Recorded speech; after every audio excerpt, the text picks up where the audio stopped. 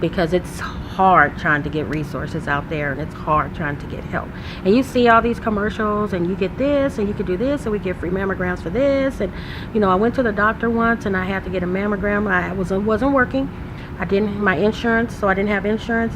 The insurance wouldn't pay for it. They wanted to send me all the way to Tucson to get a free mammogram. So, and I talked to Brenda, and she was like, let me see what I can find. And having Impact One involved in my life just took a lot of stress away from me.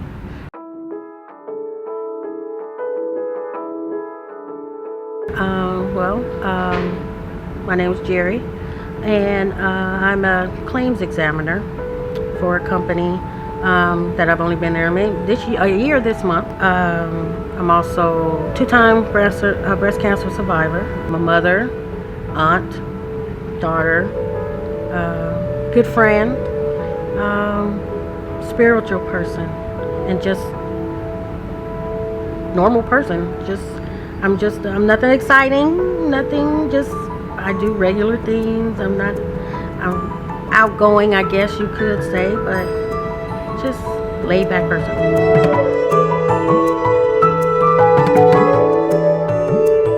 Well, I was diagnosed the first time in 2007, about a week before my 40th birthday. And I kind of discovered it on my own. I didn't know what it was, but I knew it was something that wasn't right. Because, usually I pay a lot of attention to my body. And when I did notice something wrong, I was like, okay, well, I'll just go to the doctor or whatever. At first, I had talked to my mom about it, and she was like, oh, it's probably nothing. And I said, well, I got an appointment coming up. I'll just ask the doctor. So I went to the doctor. We did an exam and everything, and it was something totally different that I went to the doctor for. And I said, oh, by the way, I have this issue, when I raise my arm, I see things going on that's not supposed to be there, and she was like, oh, okay, well, let me look at it. And she goes, that is different. She said, well, how old are you? And I said, well, I'm 39. And she goes, well, I said, my birthday's next week. She said, well, you're a week away from your birthday. She said, so we're just going to send you for a mammogram. I said, okay. So I went, did the mammogram, and they said, well, we're going to have to do a biopsy. And I'm like, okay. So we did the biopsy, and then that was they found out I had breast cancer. It was basically non-invasive, stage 1, nothing real big. I didn't know what to say. I was like speechless. Not that I was speechless because I was scared or anything. I just didn't know what to say. I was like, okay, what next?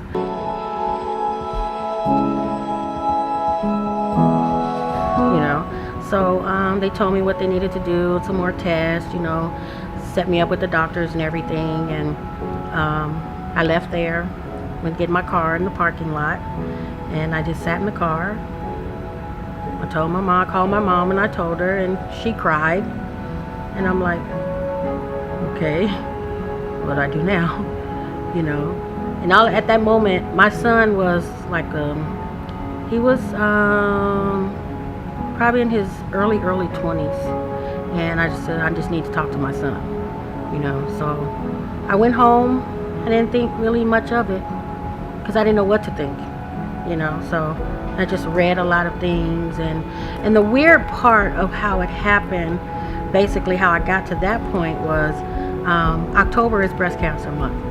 So I was listening to the radio, and it seems like every time I would get in the car, this commercial would come on about getting checked for breast cancer. And I wouldn't think nothing of it, but it's every time I get in my car and start my car, the radio come on, that commercial was on. And I just didn't think anything of it. So after the doctor told me that, I started thinking about it, and I was like, oh my gosh, somebody was telling me to go to the doctor. And so after that, I went through my treatments and everything. It was very simple, but my mom and dad didn't deal with it very well. So I basically kind of went through it by myself. The radiation treatment. I didn't have to have surgery, I did have to have a lumpectomy. I had to have radiation. I didn't have to have any chemo or anything.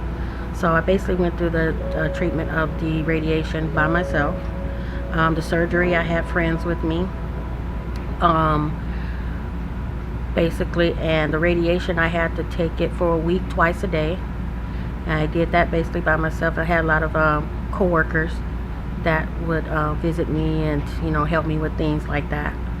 And so that was it. I figured after that I was good.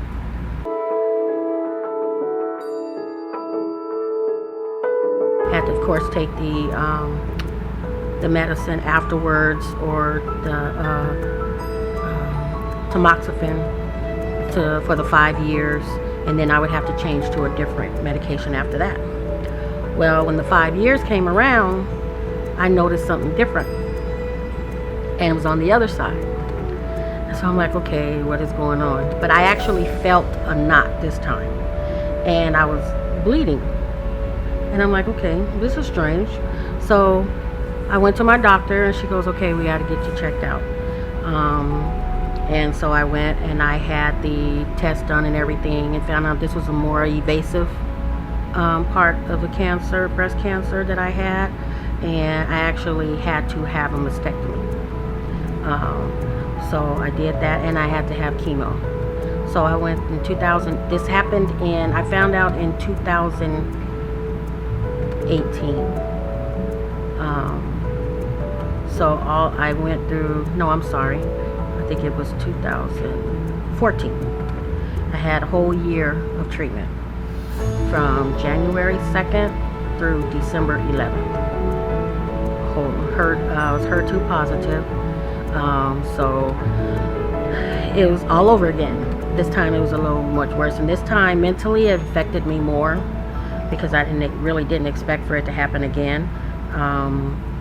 And I don't think I accepted it and took it in as I should have, because I was trying to think. I always thought, oh, there's always somebody worse off than I am.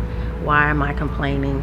I'm okay. I'm still alive, but I didn't realize how much it was really affecting me mentally. And so I did the chemo, which was terrible, and I got through it. I did the radiation. Of course, the Herceptin shots were the worst. And after that whole year, my hair fell out and everything. And, it was something that I prayed and prayed and prayed and prayed. And that's the only thing that got me through it. At that time, this time, my mom went through it with me. She would go to my chemo treatments and everything. So she got to get involved a little more this time, and she understood it more. So it wasn't as a shock to her like it was the first time. My dad, he still did not take to it too well. So I got through that year, basically in and out surgeries. And then I decided 2 years later, to just have the other side removed, that I had the cancer in the first time. And I did that. So it's basically been since 2007 until maybe, 2018 was the whole time that I dealt with these two issues.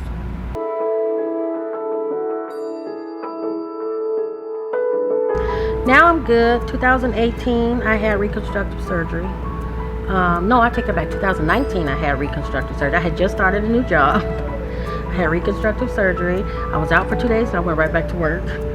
I don't know how I did it, but I did it. And I'm doing okay. I'm dealing with it, I don't feel very comfortable within myself. But, I keep everything in, you would never know that I don't feel comfortable with myself. A lot of times people don't know, but, it's a mental thing. It is. I go to a therapist, to help me with these things because of my confidence in myself, and, other than that, I'm just glad to be here, because I know it could have turned out a lot worse, especially twice. And I still think, in the back of my head, I still think, it can always come back. I never think that it can't, like the first time. After the second time, I always say it can. It's a possibility, but I don't let it run my life.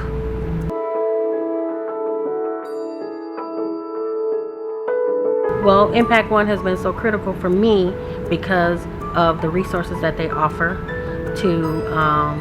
they offered me to let me know what was going on, to let me know what they offer, or what they can do for the women who are going through the same thing I went through.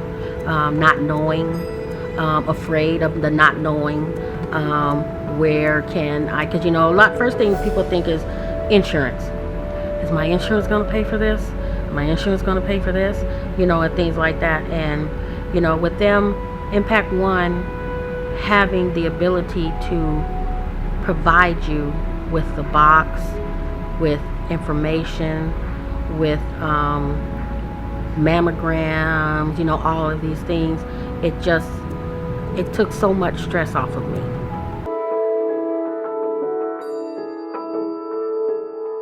You can call all these agencies, you could do all of this, but in having someone, or because I knew Elizabeth and Brenda, it's kind of like a personal thing, to where I know and I trust Impact One, to where I can give that information to other people, because I know what they do. I know what they can do. I know their ability. So, and it's a company, a foundation that's getting started, and I'm glad that I can help with that, because I do volunteer sometimes for different things, and so I think it's amazing, because it's hard trying to get resources out there, and it's hard trying to get help. And you see all these commercials, and you get this, and you can do this, and we get free mammograms for this. And I went to the doctor once, and I had to get a mammogram. I wasn't working. I didn't have my insurance, so I didn't have insurance. The insurance wouldn't pay for it. They wanted to send me all the way to Tucson to get a free mammogram. So, and I talked to Brenda, and she was like, let me see what I can find. And having Impact One involved in my life just took a lot of stress away from me. And we all know stress is not good when you're going through treatments and things like that. So it just helped me tremendously.